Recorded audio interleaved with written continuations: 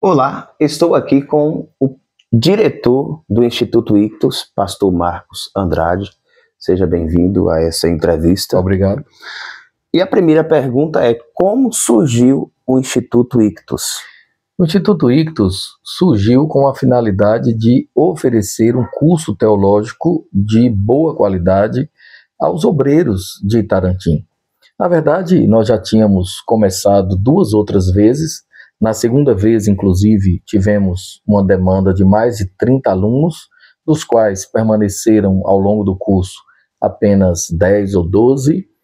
Estes acabaram desistindo porque um curso teológico exige realmente renúncia, disciplina, requer que a pessoa, de fato, leve os seus estudos a sério, se dedicando o máximo possível.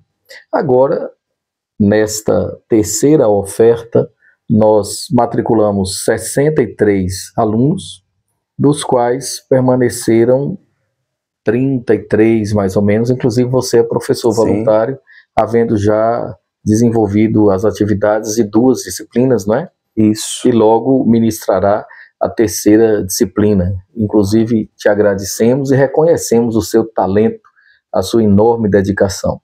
Que Deus te abençoe. Amém. O Instituto Ictus, como eu disse, tem esta finalidade de oferecer teologia de qualidade para que os obreiros, os candidatos a obreiros, as pessoas que querem aprender mais acerca de Deus e de sua palavra, possam efetivamente adquirir os conhecimentos necessários para o melhor desempenho no reino de Deus. Compreendi, pastor. Bela explicação. Temos uma outra pergunta que é sobre a nomenclatura. Qual é o significado do nome Ictus? Ictus é um acrônimo grego. Há 2 milênios, os cristãos sofriam perseguição. Inicialmente a perseguição judaica, depois a perseguição do Império Romano, que tornou-se muito mais veemente e desastrosa na gestão do imperador Nero. Os cristãos, portanto, procuravam se esconder nas cavernas, nas catacumbas de Roma, pelos desertos, lugares ermos, e eles criaram um símbolo para que se identificassem de forma anônima e silenciosa. Sim. Um cristão entrava, por exemplo, numa caverna e desenhava ali um arco, uma espécie de meia-lua. Outro cristão passava pelo mesmo local, desenhava um arco agora de cabeça para baixo, dizendo assim, numa tentativa de deixar mais claro. Então, um arco para cima, um arco para baixo, formava um peixe. Ictus é peixe, mas é, como eu disse, um acrônimo, porque cada letra grega da palavra ictus refere-se a um nome. E o significado é Jesus Cristo, Filho de Deus, Salvador. Amém. Então, o significado tem base bíblica também, né? Jesus Sim. é o peixe e etc.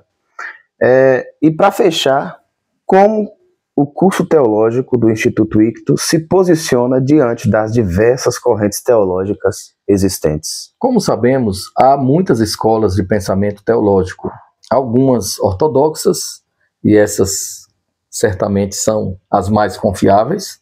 Há outras tantas escolas de interpretação teológica com diferentes visões acerca da hermenêutica bíblica.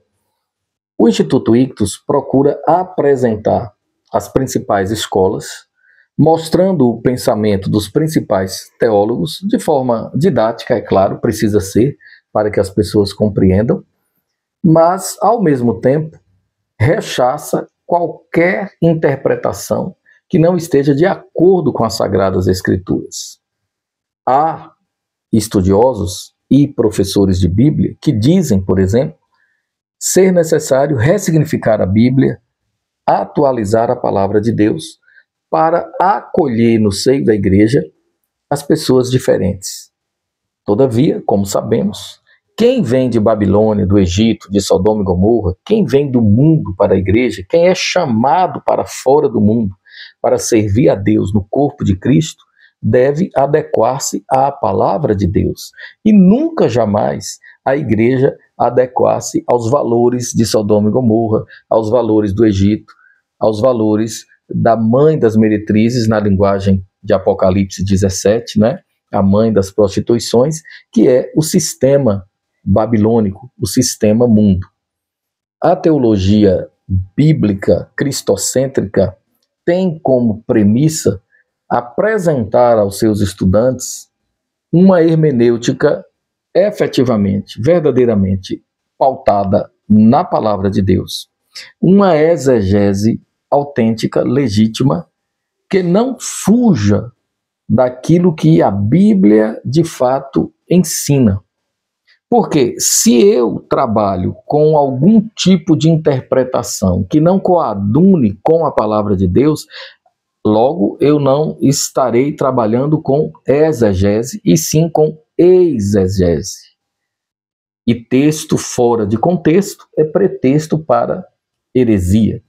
Então, um bom instituto teológico é aquele que apresenta Santo Tomás de Aquino, apresenta Santo Agostinho, apresenta o pensamento de Calvino, de Zwinglio, apresenta as ideias de Karl Marx e Engels e de tantos outros teóricos, filósofos, teólogos, estudiosos, mas nunca deixa de dar atenção com temor reverente à palavra de Deus, que é a nossa regra de fé e prática.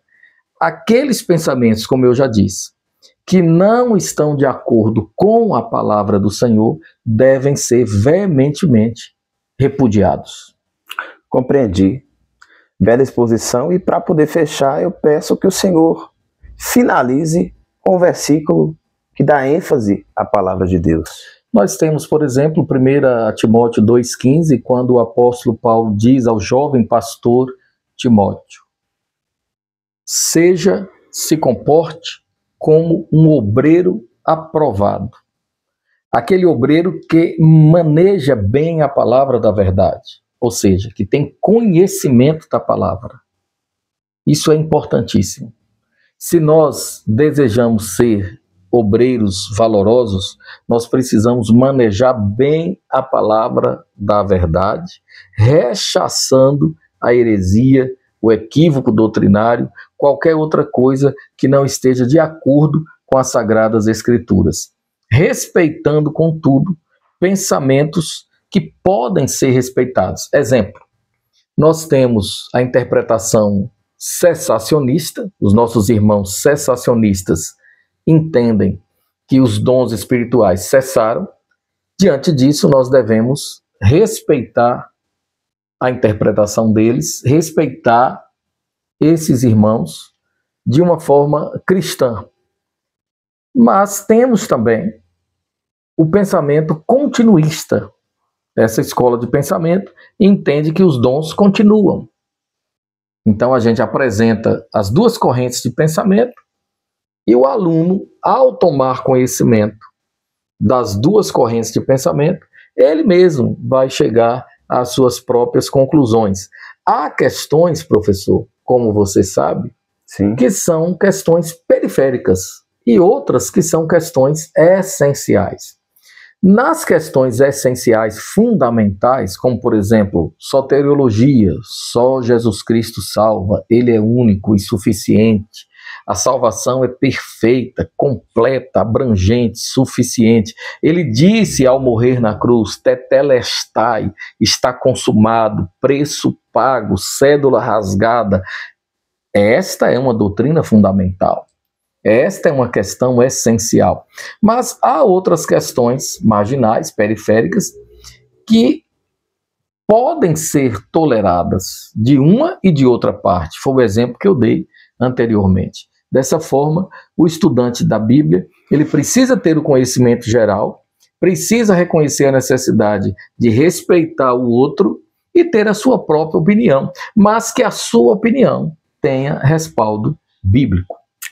Compreendi. Então, estamos encerrando essa entrevista de hoje, e ao diretor do Instituto Ictus, muito obrigado pela participação. Por nada, eu que agradeço. Muito obrigado.